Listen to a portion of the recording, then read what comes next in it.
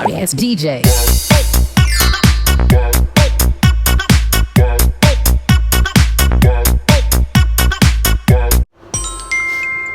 สำหรับคลิปนี้เนาะจะมาเว้าถึงผู้ที่มีความคิดอยากจะสร้างช่อง YouTube หรือว่าสร้างเพจ Facebook เนาะไว้เฮ็ดคลิปหรือว่าอยากตัดต่อคลิปและคิดว่าตัวเองยังมีอุปกรณ์บ่ครบเลยบ่ลงมือเฮ็ดเนาะซึ่งความคิดนั่นแม่นผิดเนาะเพียงแต่ทุกคนมีมือถือก็สามารถเฮ็ดทุกอย่างได้แล้วเนาะคือวิดีโอที่กำลังถ่ายนี่ก็ใช้โทรศัพท์มือถือแล้วก็ตัดต่อในมือถืออีกเพราะว่าคู่มือนี้เนาะโทรศัพท์มือถือมันเฮ็ดได้ทุกอย่างแล้วคือแต่ก่อนก็มีความคิดอยากเฮ็ดช่อง YouTube อยากเฮ็ดเพจ Facebook เฮ็ดคลิปมาลงเนาะเพื่อจะสร้างรายได้ให้ให้เปิดสร้างรายได้ใน YouTube เนาะแต่ตอนนั้นคือจะเฮ็ดแต่มีความคิดอีกว่าอุ๊ยเฮาบ่มีกล้องไว้ถ่ายเพราะว่าเห็นยูทูบเบอร์บล็อกเกอร์เขาใส่กล้องมีกล้องเขาก็เลยหยุดความคิดนั่นเลยปล่อยไปแต่ผ่านมาเขามีกล้องถึงมีกล้องตัวนี้มีกล้องแล้วเขาก็บ่ได้เฮ็ดคือเก่าเพราะว่ากล้องนั่นน่ะมันซื้อมาแล้วก็ใช้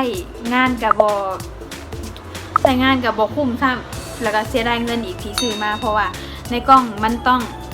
ซื้อไม้แยกอีกเพราะว่าไม้ที่ในกล้องนั้นมันจะดังบ่พอถ้าเฮาดึงคลิปออกมามันจะดังบ่พอสำหรับเอามาใส่เนาะ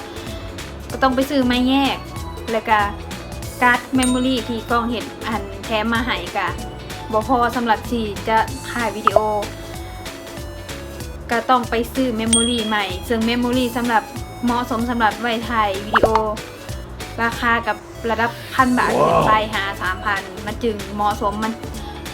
การความจำมันที่มันประมวลผลไวๆมันเหมาะแก่การถ่ายวิดีโอเนาะซึ่งมันกระแพงแล้วก็ใส่งบอีกทั้งไมค์ทั้งขาตั้งกล้องทั้งเมมโมรี่ซึ่งมันเปลืองและเฮาก็บ่มีงบก็เลยหยุดความคิดนั้นไปก็เลยบ่ได้เฮ็ดคลิปแล้วก็กล้องมี2ตัวเนาะซึ่งตัวนี้ Sony A7 Mark II ตัวนี้มีไว้ความถ่ายภาพละเอียดทุกอย่างดีเบิด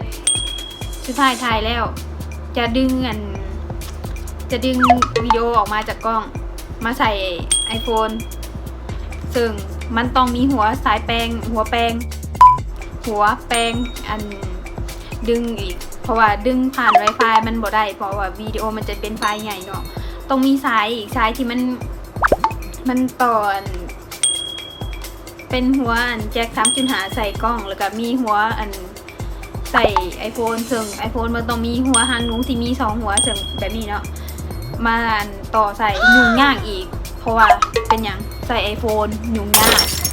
ถ้าใครใส่ Android จงภูมิใจเถอะที่มี Android ในมือแล้วก็อันนี้ก็บ่ได้ใช้เพราะว่าจะดึงภาพออกมามันก็ยุ่งยากแล้วก็ถ้าจะดึงภาพไปลงคอมนะคอมก็มีใส่บ่ได้เพราะว่าใส่บ่เป็นเพราะว่าโปรแกรมตัดต่อในคอมพิวเตอร์น่ะมันจะยุ่งยากมันยุ่งยากแล้วคอมเฮาสเปคคอมเฮาก็บ่เสถียรกับโปรแกรมนั่นอีกก็มันก็ยุ่งยากแล้วมันก็ช้าแล้วก็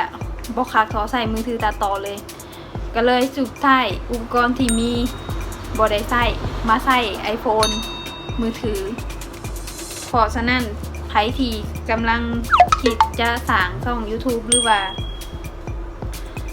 เพจ Facebook เฮ็ดคลิปต่างๆลงโซเชียลแม่นให้ลงมือเฮ็ดโลดบ่ต้องคิดหลายแค่มีมือถือเครื่องเดียวน่ะลงมือเฮ็ดโลดเพียงแต่ทุกคนกล้าที่จะจับมือถือขึ้นมายกถ่ายน่ะทุกคนก็สนะใจตัวเองแล้วลงมือเฮ็ดเลยเพราะว่าบ่ต้องอ้างดอกที่จะว่าบ่มีกล้องบ่มีนั่นบ่มีนี่ถ้ามีครบทุกคนก็บ่เฮ็ดเพราะว่าตอนนี้ยังบ่ลงมือเฮ็ดแล้วมีครบก็บ่เฮ็ดแน่นอนฉะนั้นลงมือเฮ็ดตั้งแต่ตอนที่ใส่มือถือนี่แหละบ่ต้องไปถามแบบว่าลงมือเฮ็ดตอนที่เฮามีอุปกรณ์ครบมีกล้องมีขาตั้งกล้องมีไมค์มีโปรแกรมตัดต่อเฮ็ด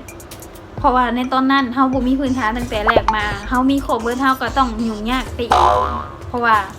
เฮามีครบแต่เฮาไปลงมือเฮ็ดเลยเฮาจะเป็นได้จังได๋แม่นบ่ ฉะนั้นมาเริ่มที่เฮ็ดที่มือถือก่อนเลยเพราะว่าการที่เราลงมือเฮ็ดในมือถือเราก็จะมีประสบการณ์ในการเสิร์ชหาวิธีนั่นวิธีนี่เนาะเราก็จะมีพื้นฐานในการใส่มือถือไปแล้วเนาะเนี่ยถ้าทุกคนมีครบหมดแล้วมีคอมพิวเตอร์ไปตัดต่อแบบเทพๆแล้วไปใส่มันก็จะง่ายเพราะว่าเราเคยตัดต่อในมือถือมาแล้วเนาะฉะนั้นคนไผที่จะสร้างช่อง YouTube เริ่มเลยอย่าลืมกดไลค์กดแชร์กด Subscribe ให้เด้อ